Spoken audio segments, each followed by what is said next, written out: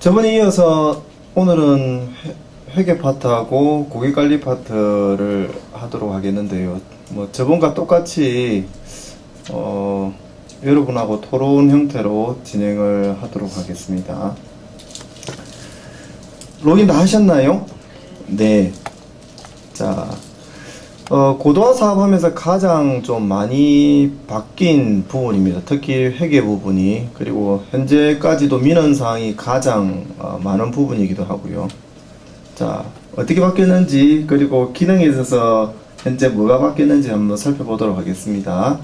자, 회계 파트에 먼저 기초 등록 한번 들어가 보십시오. 이거는 이 회계 설명하기 전에 잠깐 안내를 좀 하고, 현재 전국적으로 거점센터도 그렇고요. 그 다음에 회계 멘토나 다른 형태의 강사분들이 많이 활동을 하고 계신데, 시스템 교육을 하다 보니까 생겼던 문제점인 것 같아요. 지금 우리가 쓰고 있는 이 사회복지정보 시스템은 프로그램이죠. 여러분들이 실제로 과거에 일일이 수작업했던 거를 업무 효율화 때문에 만들었던 프로그램일 뿐입니다. 근데 문제는 이 강의하시는 분이거나 또는 현장에서 실제로 쓰시는 분들이 이거를 토대로 모든 것을 이렇게 개념을 잡고 있어요. 그러다 보니 생겼던 문제점이 법이나 지침을 이제 무시하기 시작하는 거죠. 또는 별로 개의치 않게, 대수롭지 않게 생각을 하게 된 거고, 원칙은 법과 지침을 우선시해야 되죠. 그거에 따라서 구현한 게 이 프로그램인데, 주객이 전도되는 일들이 가끔씩 생겨서, 그래서 제가 항상 회계 교육을 할 때에 법전 교육을 먼저 하는 이유가 그것 때문이거든요. 그러면 오늘은 어차피 여러분들은 법과 지침을 너무나도 잘 알고 계신 분들이라서 일단은 알고 있다는 전제하에 이 교육을 시작을 하는 겁니다. 자, 회계의 기초 등록 들어가 보시면은 고도화 사업 되고 나서도 별로 바뀌지 않은 파트는 이 기초 등록입니다. 모든 영역에 있어서 기초 등록이 다 들어가 있죠. 회계의 기본적인 뼈대 만드는 작업이에요. 자, 그래서 밑에 시트지가 여러 개가 있는데, 거래처 등록은 빼고요. 자, 통장 계좌 등록 잠깐 보겠습니다. 자, 조회해 보시면 현재 저희 센터에 등록되어 있는 통장들이 이렇게 떠 있습니다. 화면은 고도화되기 전 화면하고 똑같습니다. 약간 여기에 주민등록번호가 추가됐던 부분이 있고, 그 외에는 거의 똑같아요. 자, 신규 클릭을 하면은 역시 새로운 계좌가 발생을 했을 때 입력하도록 되어 있죠. 여기에 계좌번호를 입력을 하고, 통장관리명은 아래에 있는 것처럼 이런 방식으로 하는데, 이렇게 통장 계좌를 해야 된다는 법은 없습니다. 난지 저희 센터에서 제가 봤을 때 저는 이렇게 관리하는 게 편하다 해서 저는 이름을 이렇게 만들었어요. 그 다음에 예금주 이름하고, 어쨌든 오렌지 색깔로 되어 있는 업무 필수 입력사항에 다 입력을 하고 저장을 하면은 아래와 같이 이렇게 들어가게 되겠습니다. 이것들은 다 여러분들 기존에 다 해보셔서 아실 테고, 세 번째 시트지 사업 코드 등록 볼게요. 고도화 사업 되면서 추가된 항목이 두 가지가 생겼어요. 사업 분류 관리 파트하고 오른편에 팝업창, 요 화면이 추가가 됐어요. 자, 추가된 사업 분류 관리는, 기존의 이 사업 코드 등록은 예전에는 프로젝트 등록이라는 이름으로 원래는 생성이 돼 있었던 부분이고, 이 부분은 모든 센터뿐만이 아니고 사회복지시설에서 사업 제안서들을 쓰죠. 그래서 예산이 정부 회계연도인 1월 1일부터 12월 31일에 해당하지 않는 특별사업들, 중간에 시작해서 익년도 중간에 끝난다든지 한 3개월밖에 안 된다든지 또는 한 3년 정도 된다든지, 이런 사업들은 예산을 별도로 관리하죠.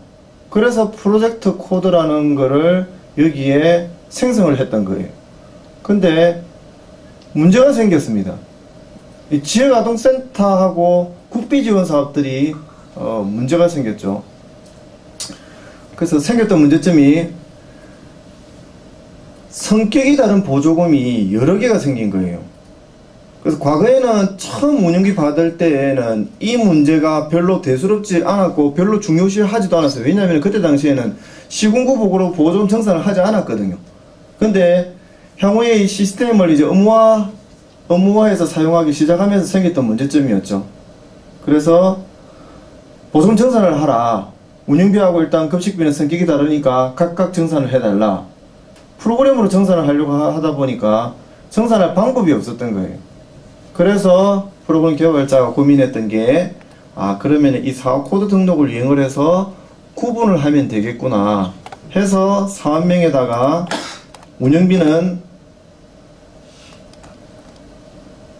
이렇게 운영비 이름을 만들고 급식비는 급식비 이름을 사업명으로 만들어 주면은 지출결의서에 마지막에 자금원천을 보조금으로 체크를 하면은 자료를 가져갈 때 보조금 자료를 다 가져가죠. 보조금 정산을 하면은 그 중에 사업명이 운영비 보조금으로 되어 있는 거는 운영비만 들고 가고 급식비 보조금으로 되어 있는 거는 사업명이 급식비로 되어 있는 거는 요것만 들고 가고 특목형은 보조금 지출기를 작성하실 때에 자금원천을 보조금으로 되어 있는 것 중에 사업명이 특수목적형, 거점 특수목적형으로 되어 있는 거는 그 자료만 들고 가는 방식으로 개념을 잡았던 거예요. 그래서 그 뒤에 사업 코드 등록이 굉장히 좀 중요하게 생각되어 있어요. 이거는 프로그램상의 문제점입니다. 그래서 개발자가 그렇게 개념을 잡고 이 부분을 활용을 하기 시작을 했습니다. 자, 사업 코드 등록 한번 보겠습니다. 실제로 다 이렇게들 하시죠? 예, 운영비하고 거점 이렇게 분리해서 보조금 신청하고 정산들 현재 하고 계시죠. 거점 특목도 마찬가지고 토요 보조금 운영하는 데들도 다 사업명에서 이렇게 생성들을 해야 보조금 신청이 되고 정산이 되도록 되어 있죠. 토요도 마찬가지고. 자, 사업 분류는 저희 세다도 마찬가지겠지만 이렇게 밑에 보시면은 시간이 지날수록 센터에서 하는 사업들이 점점 이제 많아지기 시작을 해요. 그러다 보면은 보조금만 가지고 실제로 시설 운영을 하기에는 굉장히 현실적으로 어렵다 보니까 지역아동센터에서 온갖 사업 제안서들을 많이 쓰게 되겠죠. 그러다 보니까 뒤에 이렇게 감리가수 이제 많아져요. 한 7, 8년 지나면은 한 4, 50개, 한 10년쯤 지나면은 한 7, 80개가 이렇게 쭉 밑에 늘어서게 되죠. 문제는 찾아봐야 되는 거예요. 그래서 이 내용들을 분석해서 그룹별로 좀 묶을 수 없느냐. 그래서 묶는 작업을 한 거예요. 사업 분류 관리에 클릭을 해보시면은 이렇게 팝업창이 뜨는데, 저는 기존에 이 사업명들을 보고 이런 방식으로 묶었어요. 그러니까 쭉 분류를 해보니까 보조금 그룹을 한 그룹으로 묶고 나머지는 펀드를 써서 사업제안서를 써서 지원받는 사업들은 사업제안 지원 사업이라고 해서 한 그룹으로 묶고 그 외의 거는 다 뭉뚱그려 가지고 그냥 하나 안에 다 넣으면 되겠다 싶어서 기존의 일반 사업들은 이 안에다가 싹 다 넣었어요. 저는 이렇게 했습니다.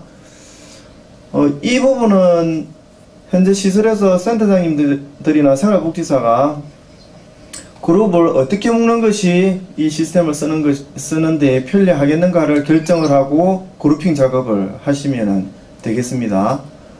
근데 이거 골치 아파요.